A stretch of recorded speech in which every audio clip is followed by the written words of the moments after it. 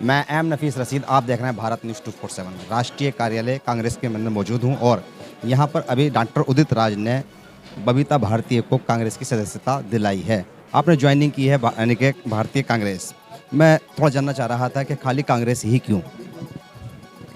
कांग्रेस ही क्यों? मैंने पहले भी बताया कि भाई नेशनल लेवल की तो दो ही पार्टियां हैं, 8 पार्टियां हैं नेशनल लेवल पे, लेकिन अगर बड़ी पार्टी अगर देखें तो दो ही चेहरे हैं, एक तो बीजेपी और एक कांग्रेस। और मेरी जो विचारधारा है वो कांग्रेस से मेल खाती है, क्योंकि मेरे को लगता है कि कांग्रेस जो है इस देश के लिए और इस देश के सस्टेनेबल और इंक्लूसिव डेवलपमेंट के लिए अगर कोई पार्टी है तो वो कांग्रेस ही एक विकल्प है। आप एक महिला हैं और मैं देख रहा हूँ कि संख्या कम है महिलाओं की आपकी ज्वाइनिंग के अंदर, पुरुषों की ज़्यादा है। तो किसके भरोसे राजनीति करेंगी, महिलाओं के या पुरुष के?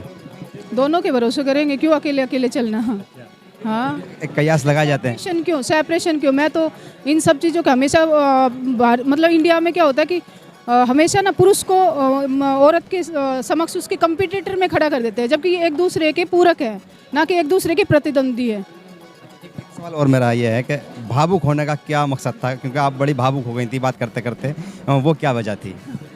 भावुक होने का मकसद तो यही था कि मैंने आईएएस की तैयारी करी इतने साल, फिर दिल्ली यूनिवर्सिटी से लॉ किया, और फिर जब एक ऐसा माहौल मतलब होता है कि आपके गांव के लोग, आपके पेरेंट्स, आपके साथी आपके साथ होते, तो ऑब्वियसली एक माहौल हो जाता है कि इतनी पढ़ाई करने के बाद में यही राजनीति का रास्ता क्यों अपनाया आपने?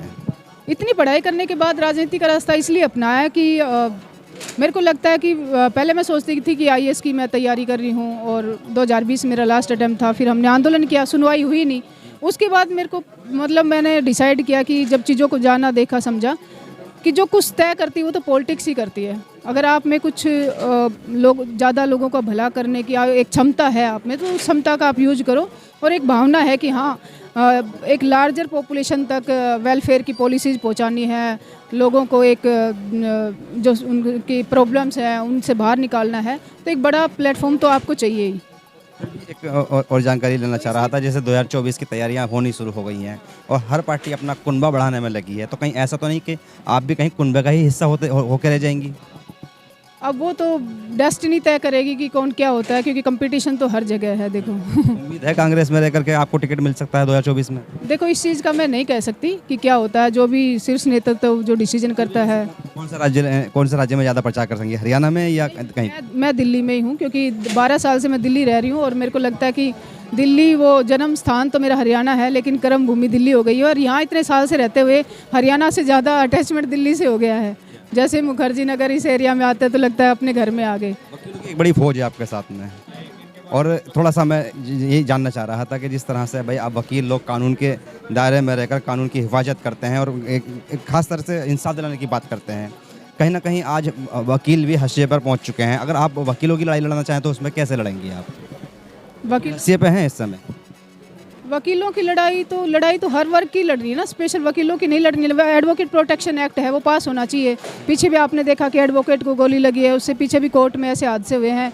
इवन जज को भी कई बार मतलब ऐसा फेस करना पड़ता है, और एडवोकेट्स को भी, क्योंकि क्रिमिनल केसेज होते हैं उसमें मतलब उनकी खुद की जान खतरे में ही होती है जब क्रिमिनल केसेज आप लड़ते हो।